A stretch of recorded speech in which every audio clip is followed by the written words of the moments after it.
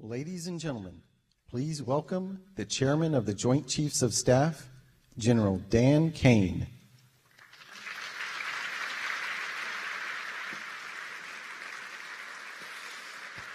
All right, generals, admirals, senior leaders, good morning. Wow, what a group here today. I will tell you that our enemies are terrified right now that we are all in the same room, and that is a true statement. Welcome, everyone, to Marine Corps Base Quantico and the first ever Key Leaders All Call. To the Commandant and all of the Marines that have made this event possible, thank you. This was no small feat to put this event together in short order, and I'm glad there's pull-up bars just outside. The SEALs in the corner out there are very happy about that. I regret to inform you there will not be a PT test after this event because I know you all would crush it. Last night I had the privilege of joining the Secretary and the Joint Chiefs in honoring 50 Gold Star families at the White House as the President, the First Lady, and our nation honored their loved ones' service and sacrifices. Teammates, it was a quiet and deeply meaningful event that reminded all of us that were lucky enough to be there of the serious and unforgiving nature of the business that we are in, fighting and winning our nation's wars. Leaders, we are living in dynamic and potentially dangerous times. Global risk is on the rise. Our adversaries are no longer aligning, they are aligned. And we must align with equal resolve and unity. Even as we strive for and seek peace, we must be prepared for war. Now, more than ever, it is vital that we hear from our civilian leaders, understand where they're taking the department and the joint force. And today we have the unprecedented opportunity and honor to hear directly from the Secretary of War and our Commander-in-Chief. Together, you and I and our civilian leaders have the honor of leading the finest military in the world. And we must seize every opportunity every day to prepare our joint force for the future. I am deeply humbled to serve with each and every one of you. And now it is my distinct honor to introduce our nation's Secretary of War, the Honorable Pete Hegseth.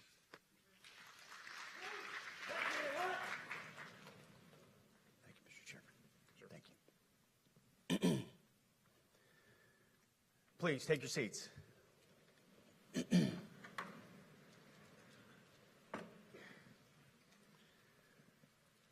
Well, Mr. Chairman, the Joint Chiefs, generals, admirals, commanders, officers, senior enlisted, NCOs, enlisted, and every member of our American military, good morning. Good morning and welcome to the War Department, because the era of the Department of Defense is over. You see, the motto of my first platoon was, "Those who long for peace must prepare for war." This is, of course, not a new idea. This crowd knows that. The origin dates to the 4th century Rome and has been repeated ever since, including by our first Commander-in-Chief, George Washington, the first leader of the War Department. It captures a simple yet profound truth. To ensure peace, we must prepare for war. From this moment forward, the only mission of the newly restored Department of War is this: warfighting, preparing for war and preparing to win, unrelenting and uncompromising in that pursuit. Not because we want war, no one here wants war, but it's because we love peace. We love peace for our fellow citizens. They deserve peace, and they rightfully expect us to deliver it. Our number one job, of course, is to be strong so that we can prevent war in the first place. The president talks about it all the time. It's called peace through strength. And as history teaches us, the only people who actually deserve peace are those who are willing to wage war to defend it. That's why pacifism is so naive and dangerous. It ignores human nature and it ignores human history. Either you protect your people and your sovereignty, or you will be subservient to something or someone. It's a truth as old as time. And since waging war is so costly in blood and treasure, we owe our republic a military that will win any war we choose or any war that is thrust upon us. Should our enemies choose foolishly to challenge us, they will be crushed by the violence, precision, and ferocity of the War Department. In other words, to our enemies, F-A-F-O. If necessary, our troops can translate that for you.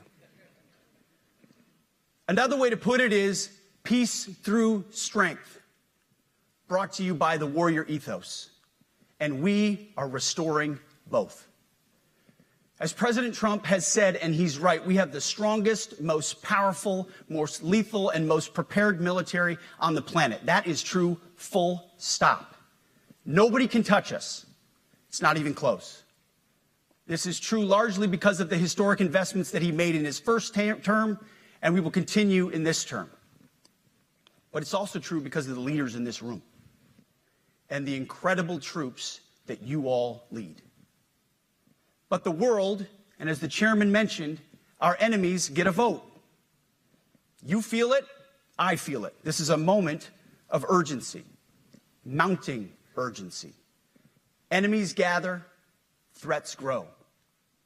There is no time for games.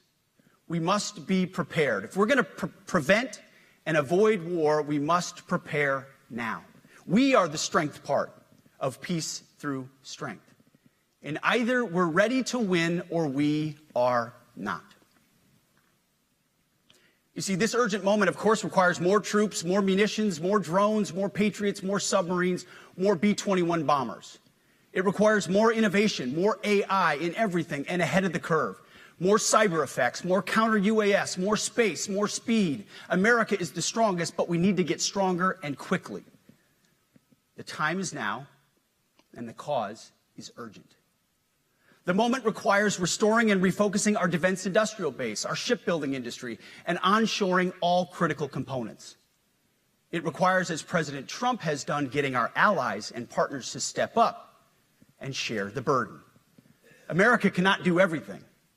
The free world requires allies with real hard power, real military leadership, and real military capabilities. The War Department is tackling and prioritizing all of these things. And I'll be giving a speech next month that'll showcase the speed, innovation, and generational acquisition reforms we are undertaking urgently. Likewise, the nature of the threats we face in our hemisphere and in deterring China is another speech for another day, coming soon.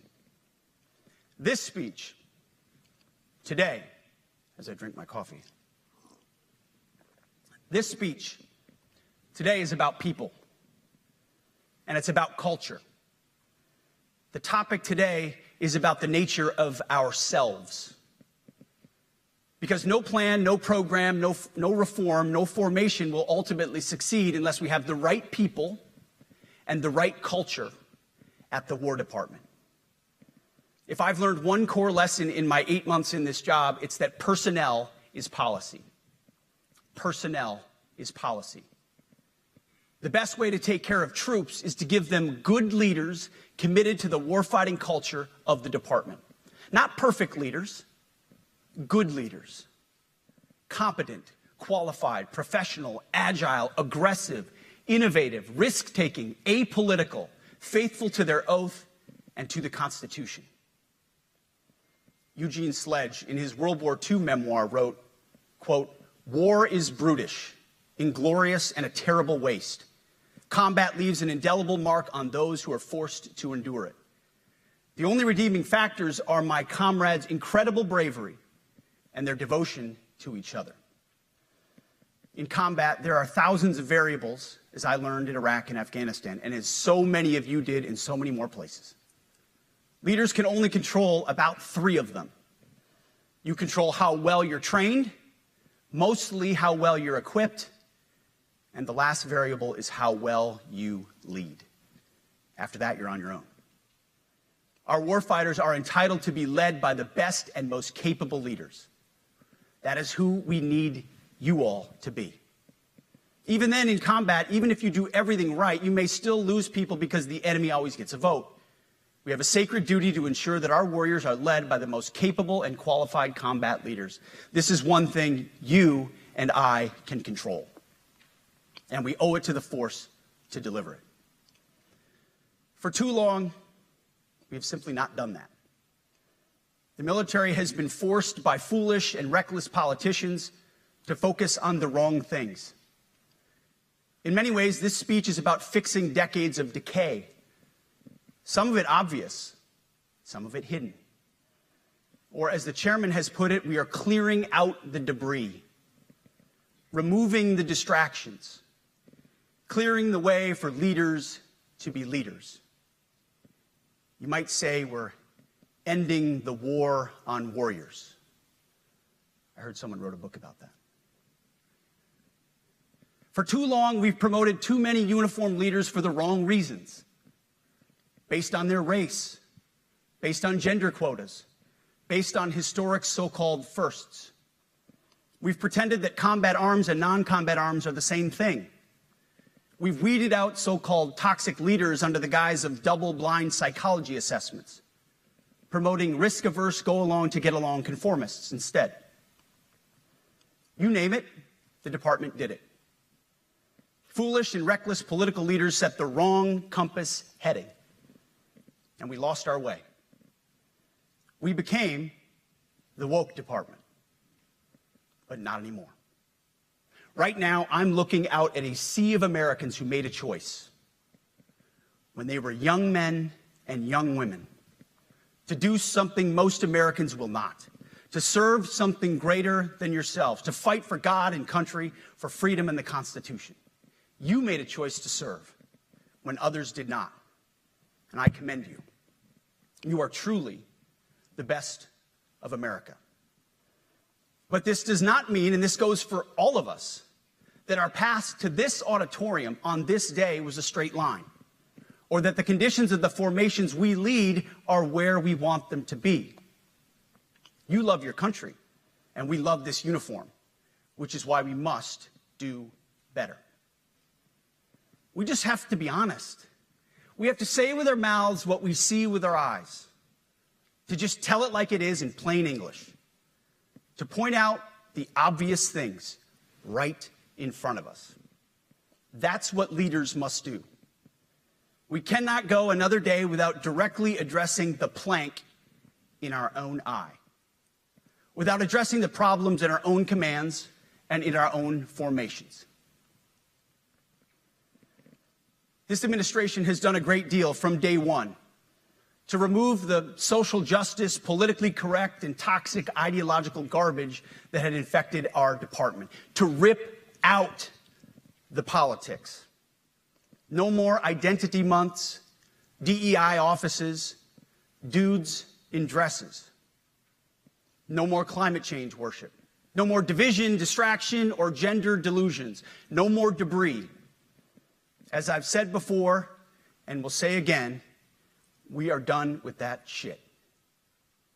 I've made it my mission to uproot the obvious distractions that made us less capable and less lethal. That said, the War Department requires the next step. Underneath the woke garbage is a deeper problem, and a more important problem that we are fixing and fixing fast. Common sense is back at the White House, so making the necessary changes is actually pretty straightforward. President Trump expects it.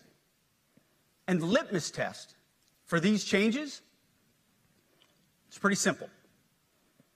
Would I want my eldest son, who is 15 years old, eventually joining the types of formations that we are currently wielding? If in any way the answer to that is no, or even yes, but, then we're doing something wrong.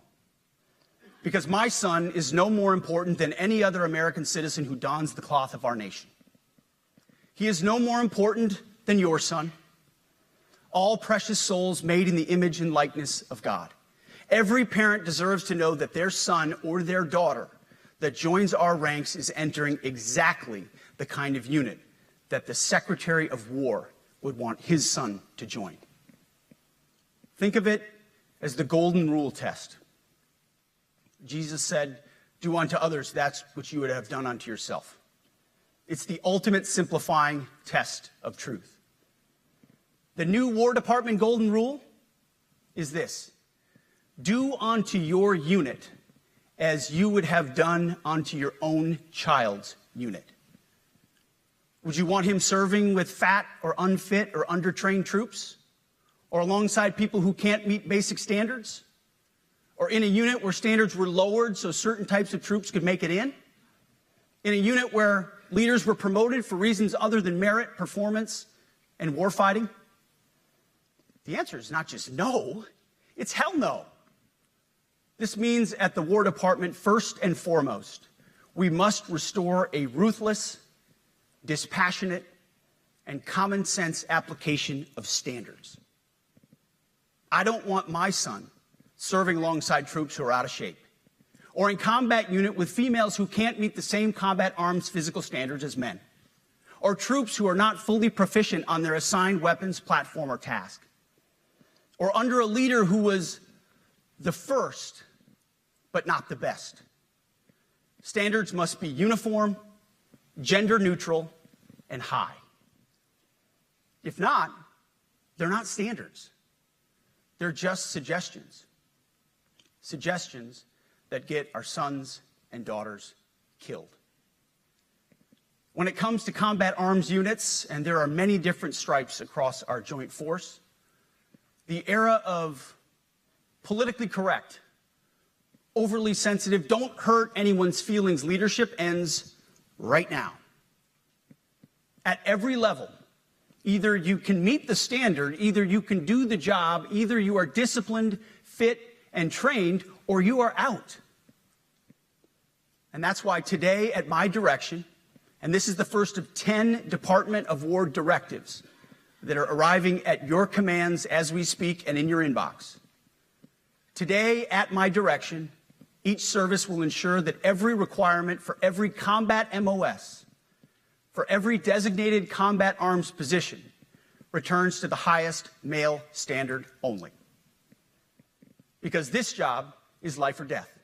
Standards must be met. And not just met, at every level we should seek to exceed the standard, to push the envelope, to compete. It's common sense. And core to who we are and what we do, it should be in our DNA. Today, at my direction, we are also adding a combat field test for combat arms units that must be executable in any environment at any time and with combat equipment. These tests, they'll look familiar. They'll resemble the Army Expert Physical Fitness Assessment or the Marine Corps Combat Fitness Test. I'm also directing that warfighters in combat jobs execute their service fitness test at a gender-neutral, age-normed male standard scored above 70%. It all starts with physical fitness and appearance. If the Secretary of War can do regular, hard PT, so can every member of our joint force. Frankly, it's tiring to look out at combat formations, or really any formation, and see fat troops. Likewise, it's completely unacceptable to see fat generals and admirals in the halls of the Pentagon and leading commands around the country and the world. It's a bad look. It is bad, and it's not who we are. So whether you're an airborne ranger or a chairborne ranger, a brand new private or a 4-star general, you need to meet the height and weight standards and pass your PT test. And as the chairman said, yes, there is no PT test. But today, at my direction, every member of the joint force at every rank is required to take a PT test twice a year, as well as meet height and weight requirements twice a year, every year of service. Also today, at my direction, every warrior across our joint force is required to do PT every duty day. Should be common sense. I mean, most units do that already, but we're codifying it. And we're not talking like hot yoga and stretching. Real hard PT, either as a unit or as an individual. At every level, from the Joint Chiefs to everyone in this room to the youngest private, leaders set the standard. And so many of you do this already. Active, Guard, and Reserve. This also means grooming standards. No more beards, long hair, superficial individual expression. We're going to cut our hair, shave our beards, and adhere to standards. Because it's like the broken windows theory of policing. It's like when you let the small stuff go, the big stuff eventually goes. So you have to address the small stuff. This is on duty, in the field, and in the rear. If you want a beard, you can join Special Forces. If not, then shave. We don't have a military full of Nordic pagans. But unfortunately, we have had leaders who either refuse to call BS and enforce standards, or leaders who felt like they were not allowed to enforce standards. Both are unacceptable. And that's why today, at my direction, the era of unprofessional appearance is over. No more beardos. The era of rampant and ridiculous shaving profiles is done. Simply put, if you do not meet the male-level physical standards for combat positions, cannot pass a PT test, or don't want to shave and look professional, it's time for a new position or a new profession. I sincerely appreciate the proactive efforts the secretaries have already taken in some of those areas, service secretaries. And these directives are intended to simply accelerate those efforts. On the topic of standards, allow me a few words to talk about toxic leaders. Upholding and demanding high standards is not toxic. Enforcing high standards, not toxic leadership.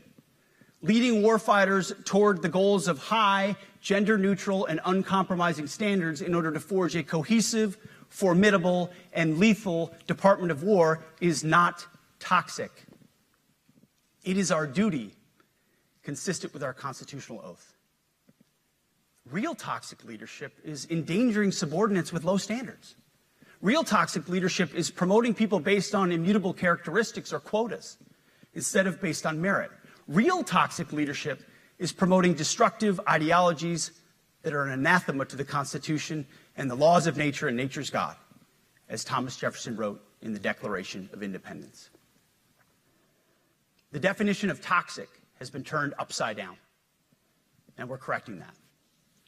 That's why today, at my direction, we're undertaking a full review of the department's definitions of so-called toxic leadership, bullying, and hazing, to empower leaders to enforce standards without fear of retribution or second-guessing. Of course, you can't do like nasty bullying and hazing. We're talking about words like bullying and hazing and toxic. They've been weaponized and bastardized inside our formations, undercutting commanders and NCOs. No more. Setting, achieving, and maintaining high standards is what you all do. And if that makes me toxic, then so be it. Second, today at our direction, we're ensuring that every service, every unit, every schoolhouse, and every form of professional military education conduct an immediate review of their standards. Now, we've done this in many places already, but today it goes across the entire Department of War. Any place where tried and true physical standards were altered, especially since 2015 when combat arms standards were changed to ensure females could qualify, must be returned to their original standard.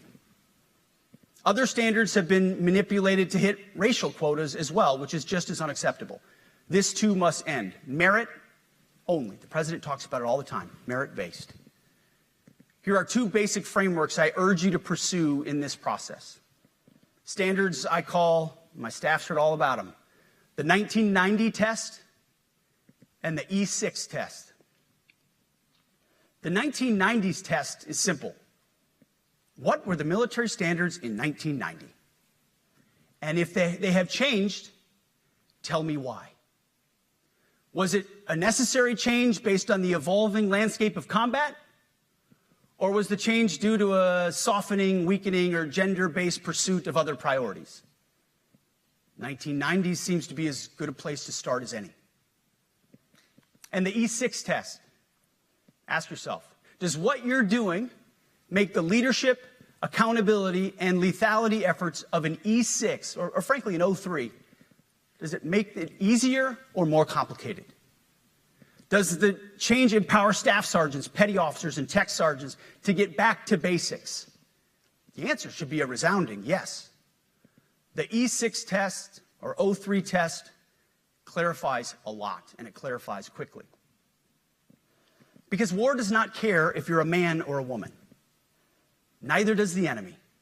Nor does the weight of your rucksack, the size of an artillery round, or the body weight of a casualty on the battlefield who must be carried.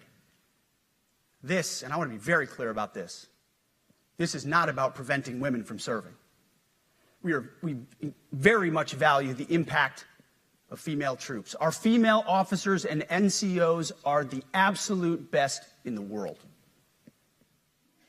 But when it comes to any job that requires physical power to perform in combat, those physical standards must be high and gender neutral. If women can make it, excellent. If not, it is what it is. If that means no women qualify for some combat jobs, so be it. That is not the intent, but it could be the result, so be it. It will also mean that weak men won't qualify because we're not playing games.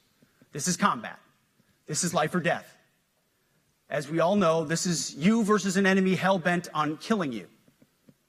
To be an effective, lethal fighting force, you must trust that the warrior alongside you in battle is capable, truly physically capable of doing what is necessary under fire.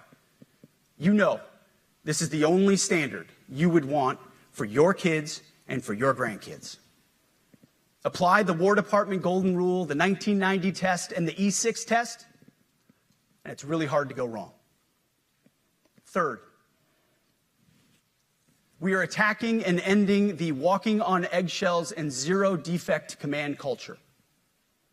A risk-averse culture means officers execute not to lose instead of to win.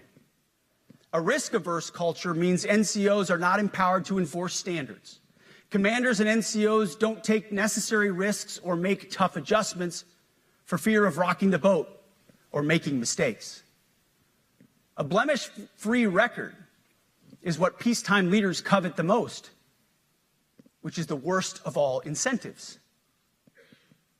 We, as senior leaders, need to end the poisonous culture of risk aversion and empower our NCOs at all levels to enforce standards.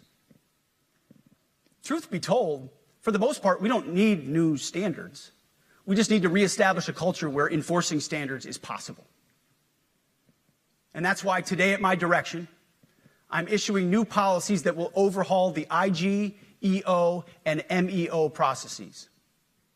I call it the No More Walking on Eggshells policy. We are liberating commanders and NCOs. We are liberating you. We are overhauling an inspector general process, the IG, that has been weaponized, putting complainers, ideologues, and poor performers in the driver's seat. We're doing the same with the equal opportunity and military equal opportunity policies, the EO and MEO at our department. No more frivolous complaints, no more anonymous complaints, no more repeat complainants, no more smearing reputations, no more endless waiting, no more legal limbo, no more sidetracking careers, no more walking on eggshells. Of course, being a racist has been illegal in our formation since 1948. The same goes for sexual harassment. Both are wrong and illegal. Those kinds of infractions will be ruthlessly enforced. But telling someone to shave or get a haircut or to get in shape or to fix their uniform or to show up on time or to work hard, that's exactly the kind of discrimination we want. We are not civilians. You are not civilians. You are set apart for a distinct purpose. So we, as a department, need to stop acting and thinking like civilians and get back to basics and put the power back in the hands of commanders and NCOs.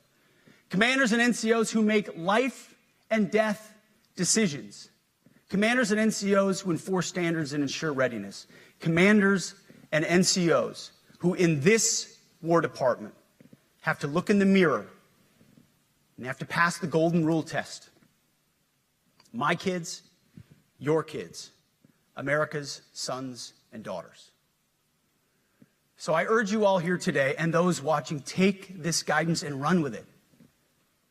The core of this speech is the 10 directives we're announcing today.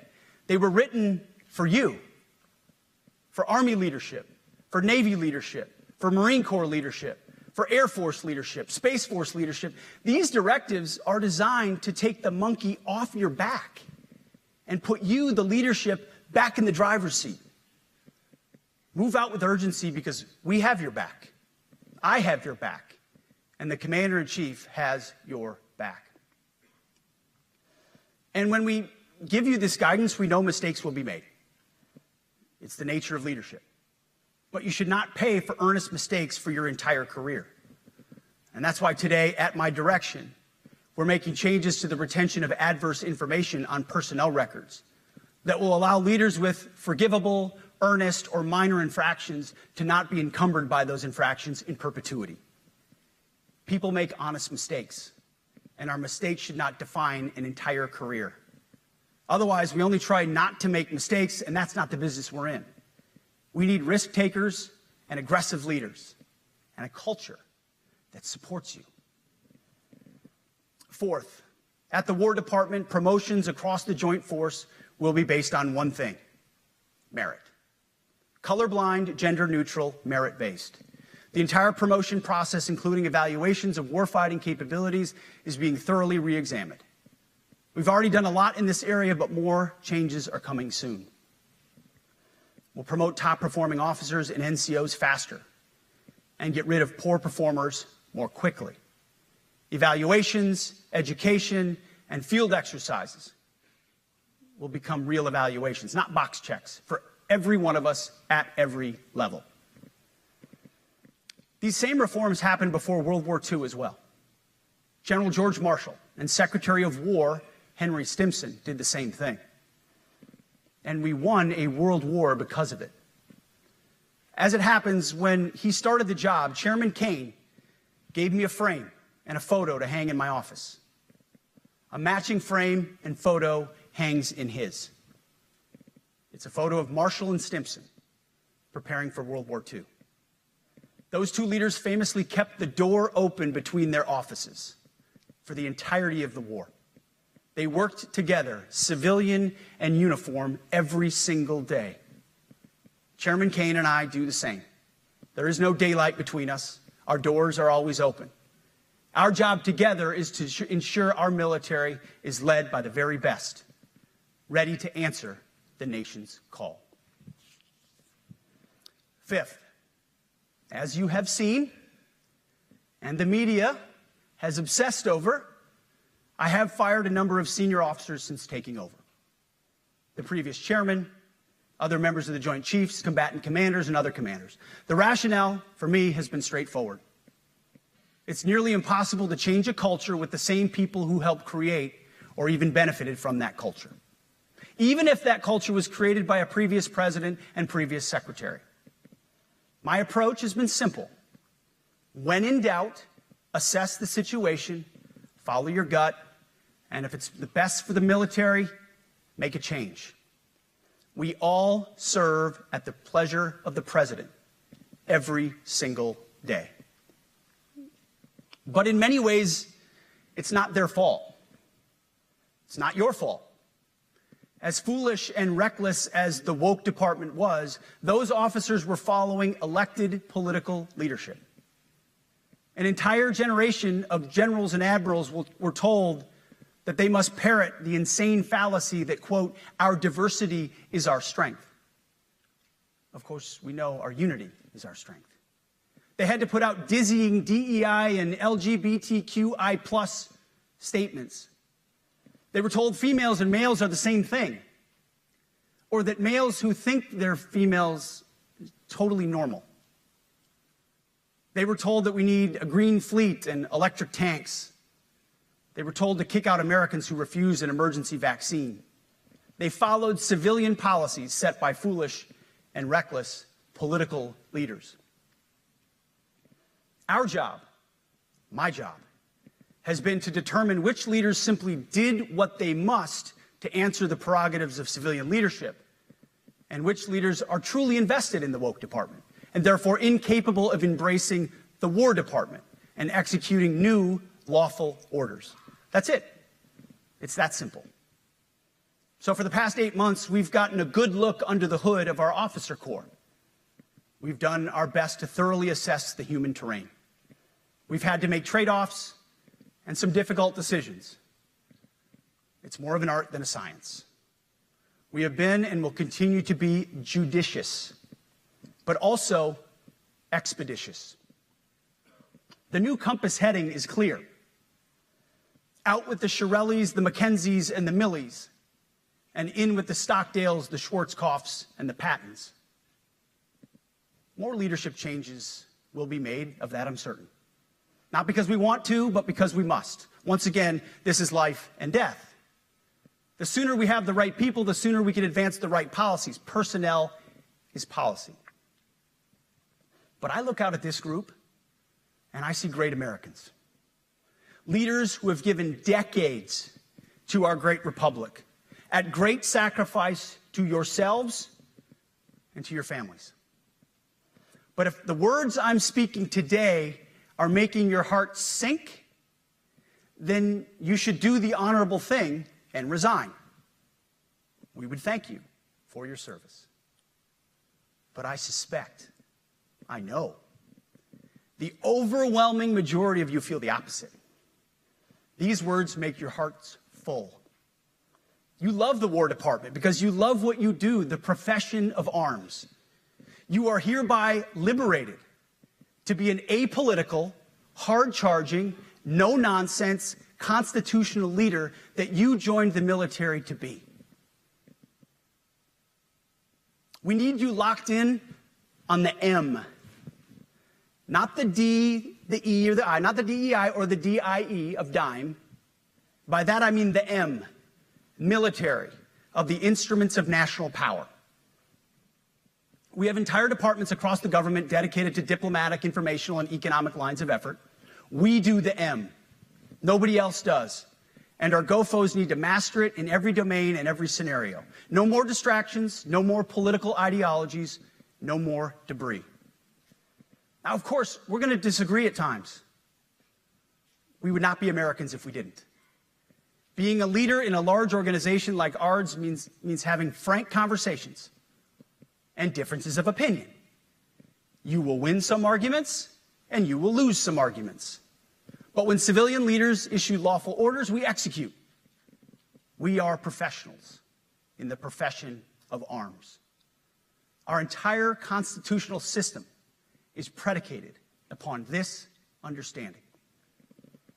Now, it seems like a small thing, but it's not. This includes as well the behavior of our troops online. To that end, I want to thank and recognize the services for their new proactive social media policies. Use them. Anonymous, online, or keyboard complaining is not worthy of a warrior. It's cowardice masquerading as conscience. Anonymous, unit-level social media pages that trash commanders, demoralize troops, and undermine unit cohesion must not be tolerated. Again, O3s, E6s. Sixth, we must train and we must maintain. Any moment that we are not training on our mission or maintaining our equipment is a moment we are less prepared for preventing or winning the next war. That is why today, at my direction, we are drastically reducing the ridiculous amount of mandatory training that individuals and units must execute. We've already ended the most egregious. Now we're giving you back real time. Less PowerPoint briefings and fewer online courses, more time in the motor pool, and more time on the range. Our job is to make sure you have the money, equipment, weapons, and parts to train and maintain, and then you take it from there. You all know this because it's common sense. The tougher and the higher the standards in our units, the higher the retention rates in those units.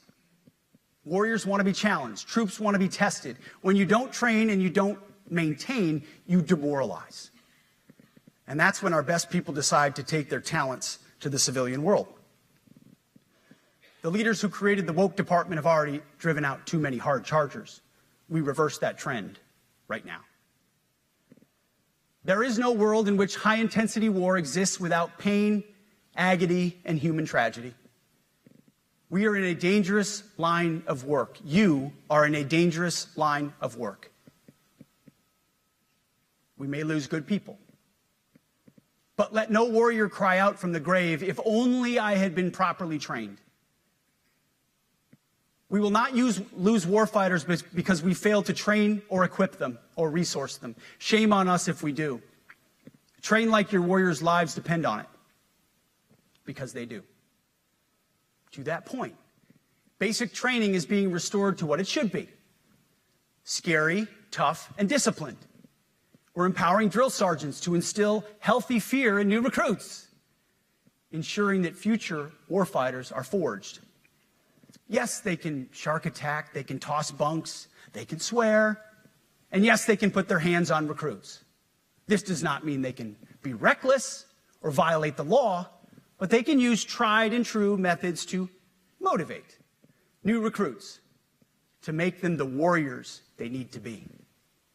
Back to basics at basic as well. Of course, and you know this, basic training is not where mission readiness should end. The nature of the evolving threat environment demands that everyone in every job must be ready to join the fight if needed. A core credo of the Marine Corps is every Marine a rifleman. It means that everyone, regardless of MOS, is proficient enough to engage an enemy threat at sea, in the air, or in a so-called rear area. We need to ensure that every member of our uniformed military maintains baseline proficiency in basic combat skills, especially because the next war, like the last, will likely not have a rear area. Finally, as President Trump rightly pointed out when he changed the department name, the United States has not won a major theater war since the name was changed to the Department of Defense in 1947. One conflict stands out in stark contrast: the Gulf War. Why? Well, there's a number of reasons, but it was a limited mission with overwhelming force and a clear end state. But why did we execute and win the Gulf War the way we did in 1991? There's two overwhelming reasons. One was President Ronald Reagan's military buildup gave an overwhelming advantage. And two, military and Pentagon leadership had previous formative battlefield experiences. The men who led this department during the Gulf War were mostly combat veterans of the Vietnam War. They said never again to mission creep or nebulous end states. The same holds true today. Our civilian and military leadership is chock full of veterans from Iraq and Afghanistan who say never again to nation building and nebulous end states. This clear-eyed view, all the way in the White House, combined with President Trump's military buildup, postures us for future victories if, and we will, and when we embrace the War Department. And we must. We are preparing every day. We have to be prepared for war, not for defense. We're training warriors, not defenders. We fight wars to win, not to defend. Defense is something you do all the time. It's inherently reactionary and can lead to overuse, overreach, and mission creep. War is something you do sparingly, on our own terms, and with clear aims. We fight to win. We unleash overwhelming and punishing violence on the enemy. We also don't fight with stupid rules of engagement. We untie the hands of our warfighters to intimidate, demoralize, hunt, and kill the enemies of our country. No more politically correct and overbearing rules of engagement. Just common sense, maximum lethality, and authority for warfighters. That's all I ever wanted as a platoon leader. And it's all my E6 squad leaders ever wanted, back to that E6 rule. We let our leaders fight their formations, and then we have their back. It's very simple, yet incredibly powerful. A few months ago, I was at the White House when President Trump announced his Liberation Day for America's trade policy. It was a landmark day. Well, today is another Liberation Day. The liberation of America's warriors, in name, in deed, and in authorities. You kill people and break things for a living. You are not politically correct and don't necessarily belong always in polite society. We are not an army of one. We are a joint force of millions of selfless Americans. We are warriors. We are purpose-built, not for fair weather, blue skies, or calm seas. We were built to load up in the back of helicopters, 5 tons, or Zodiacs, in the dead of night, in fair weather or foul, to go to dangerous places, to find those who would do our nation harm, and deliver justice on behalf of the American people in close and brutal combat if necessary. You are different. We fight not because we hate what's in front of us. We fight because we love what's behind us. You see, the Ivy League faculty lounges will never understand us, and that's okay, because they could never do what you do. The media will mischaracterize us, and that's okay, because deep down they know the reason they can do what they do is you. In this profession, you feel comfortable inside the violence so that our citizens can live peacefully. Lethality is our calling card, and victory our only acceptable end state. In closing, a few weeks ago, at our monthly Pentagon Christian prayer service, I recited a commander's prayer. It's a simple yet meaningful prayer for wisdom for commanders and leaders. I encourage you to look it up if you've never seen it. But the prayer, it ends like this. And most of all, Lord, please keep my soldiers safe. Lead them, guide them, protect them, watch over them. And as you gave all of yourself for me, help me give all of myself for them. And amen. I have prayed this prayer many times since I've had the privilege of being your secretary. And I will continue to pray this prayer for each of you as you command and lead our nation's finest. Go forth and do good things, hard things. President Trump has your back, and so do I. And you'll hear from him shortly. Move out and draw fire, because we are the War Department. Godspeed. Room, attention.